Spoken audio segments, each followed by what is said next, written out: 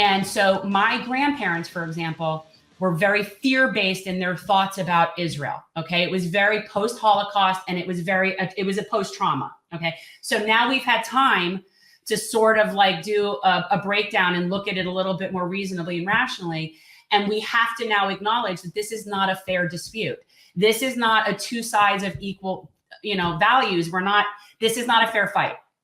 And so what we have is we have the other side, if we would call it sides. And I only say that speaking on behalf of my neoliberal Jewish friends down here. What we have is what's considered the opposing side that really isn't. Okay, they're not. And we just talk about punching people when they're down. And I want to just tell you this before I ask you, to go into it further. When I reference Gaza, and I try to do this as clearly as possible, I try to tell people this. We have human beings that are being born into captivity. Now, if that were orcas, they'd be freaking out. We can't have the orcas. We don't want it. We don't want to have kids separated from their parents at our border, but we're okay doing stuff like this in other countries and having children being born into captivity. And I don't think people really understand what that is. I think they really see it's like an even fight. Like they're them, it could go either way. And could you please describe a little bit the complete inequality of what we're talking about? Yes, some Palestinian might come up to a wall and they throw a tire that's on fire. So then we gun down their whole family. And I just think people need to understand this disparity and that it is not a fair fight. Yeah, I mean, Israel's a colonial state, right? It was founded as a ethno-nationalist state, as a Jewish state, and it was meant to be majority Jewish in an area of the Middle East that historically was not majority Jewish. And in order to make that happen, they had to commit crimes that all colonial entities have to commit in order to carry out their project. In this case, that meant the mass displacement and ethnic cleansing of the indigenous population, that being Palestinians. And of course, they weren't able to get rid of all the Palestinians. So there's like a different tier depending on where you live in Israel. I think there's about 5 million Palestinians altogether. Yeah. Between I'm not talking about those that live inside Israel proper. Maybe I am. I might be getting my numbers wrong. Maybe it's about 6 million altogether. Well, all I know is that Israel's sole concern is keeping majority. They're going to do whatever it takes. Right. Everything's about demographics. It's think about it, I think the best way for people to understand it in the US is the Jews in Israel, Palestine are white and Palestinians are not white. And it's a country that wants to be majority white. And it's pre 1964. So right. Okay. So basically what you have in Israel, Palestine is you have different systems of oppression depending on where. So you've got Israel proper, that's the area that's considered actually Israel, where you have 1.5 million or so Palestinians who are Israeli citizens, but they're second-class citizens, right? Because there's literally parts of the country where they cannot live, they're Jew-only neighborhoods. Think about it as white-only neighborhoods. Yeah. There's 50 different laws on the books. It's redlining people. It's redlining. That discriminate against non-Jews. And then you have the Palestinians, 2.5 million or so, maybe 3 million in the West Bank. These Palestinians are under complete military occupation. They don't get to vote for the people who are in charge of them, the people being the Israeli government, the Israeli military that basically controls every aspect of their lives and movement. They're surrounded by Israeli settlements, most of which are on hilltops and overlook them kind of like military bases. They have separate roads and highways. And their homes can be demolished at any time if Israel wants to, demolish their village and turn it into a settlement, which has happened all across the West Bank. And, you can be shot at and killed by the Israelis. You can be arrested. You're subject to military law, while the Jews in the neighborhood next to you, the Israeli settlers in the neighborhood next to you, are subject to civilian law. It's a very segregated, South African apartheid style system in the West Bank. That's the best comparison. We have people from apartheid who grew up in apartheid South Africa who will tell you that that's what it's like. Look, people get mad when you use that term. And by definition, this is an apartheid state. So you could sit there and not like it because it hurts your sensibilities to think of the beloved state of Israel as committing these kinds of acts. And I understand it's upsetting to me too, as somebody who does actually love the state of Israel. It bothers me. But think of it this way. I'm not happy with what this country does most of the time. So why would I be happy with what one of our allies is doing most of the time? Right. They are just an extension of us. It's us. It doesn't, Exactly. Well, it's an extension of Europe. I mean, it's a European colonial project at the end of the day. And, you mentioned the Holocaust. I mean, what Israel and the entire Zionist movement have done is they have weaponized the traumatic memory of the Holocaust to justify oppression. And that's what's really disgusting about the entire project, right? And then you have Gaza, which is a different level of cruelty, because Gaza is an open air prison where people cannot leave. It's one of the most densely populated areas on earth. It's like got 2 million people in it. And literally it's like a very small strip of, it's not a very large area of land. It's like in the coast. And people are surrounded by, they're surrounded by Israeli towers, the Israeli military. If they go too close to the fence, they'll get shot and they'll get killed. It's funny in a really dark way. For years, like a lot of these columnists like Thomas Friedman and David Brooks and like Jeffrey Goldberg would be like, why can't Palestinians just, protest peacefully? They've never tried that before. I can't remember which one of them. It was like one of those columnists. I think it was. Never done that before. I think it was Thomas Friedman, but I'm not sure. It might have been Thomas Friedman it was Nicholas Kristof, I think, who was like, I'm just listing mainstream media pundits who I hate at this point. But anyways, I think it was Nicholas Kristof who was like, if Palestinians would just en masse, go up to the fence and get shot, the world would be shocked and they would get their rights. Well, you know what? For the past several years, Palestinians in Gaza have gone up to the fence and they've had their kneecaps blown out. They've been like crippled and killed by the Israelis, and no one has cared. No one in the world has cared, because the plight of Gaza just like doesn't even matter at this point. Gaza experiences these sort of periodic, every 5 or 6 years, Israel will just pound the crap out of Gaza and just like bomb everything. There's nowhere to run. There's nowhere to go. There's no future. It's miserable and terrible. And, I think the Palestinians in Gaza probably have it the worst. And everyone's called it an open air prison.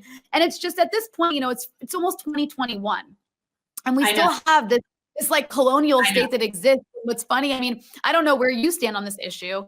But anybody, at this point, there's no possibility of a 2-state solution, even if you believe in it. It's just physically not possible. The facts on the ground will not allow it to be. I know. The only realistic option for this place is to have a democracy, like where everybody gets a vote, including, Palestinians and Jews. And that's where the fight is now, is people, either agree with that or they don't. And those that don't agree with that are basically just kind of showing themselves, they're showing their true colors. They're showing that they agree with indefinite occupation and apartheid, because that's the option, right? It's either indefinite occupation and apartheid, or you give everybody rights.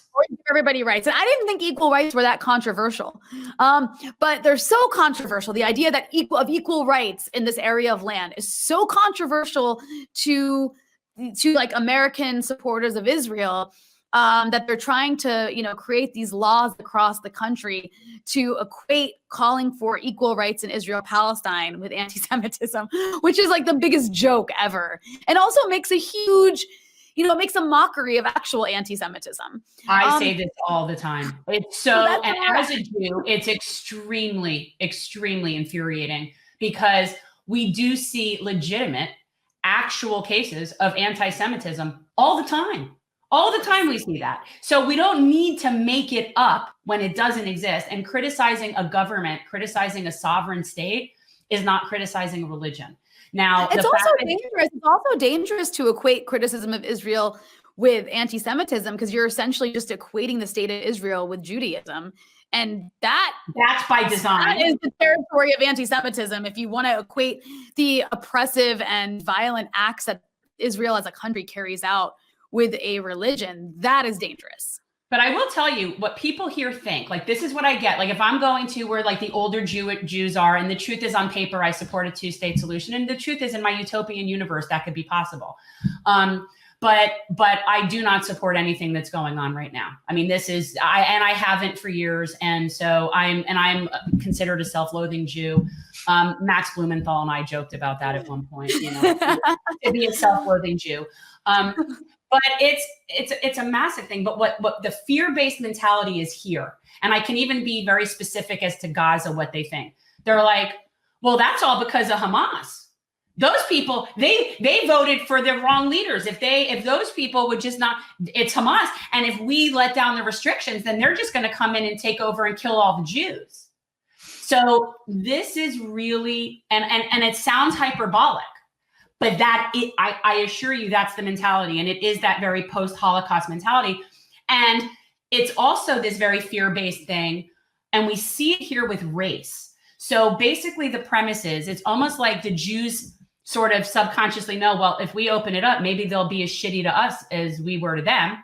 And it's the same concept in this country with race. Whites assume that just because you give Black people power, they're going to come back and use it against you. You know what?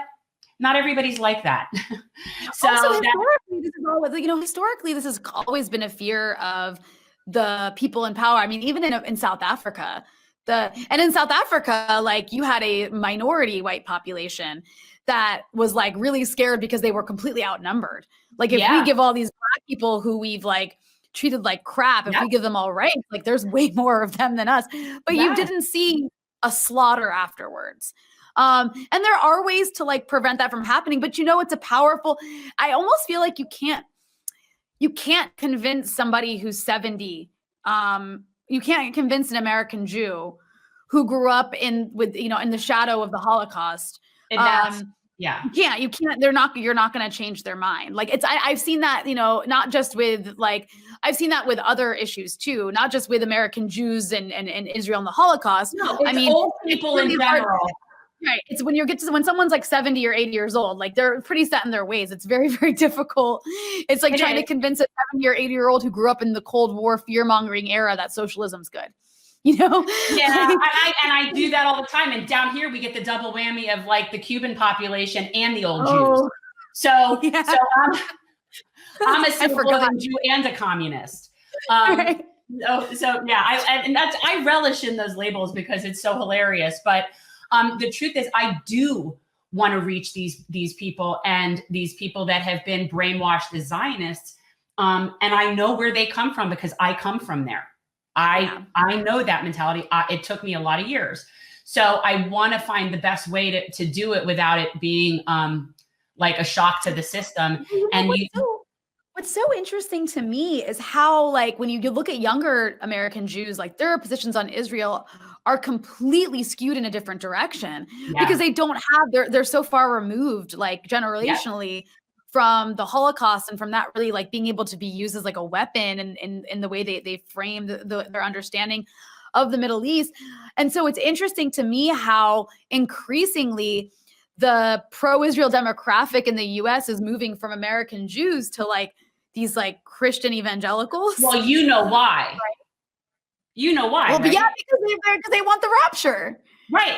They don't care. And I tell the people sometimes, they don't give a rat's ass what happens to the Jews. They just need them all in Israel so that the rapture can happen.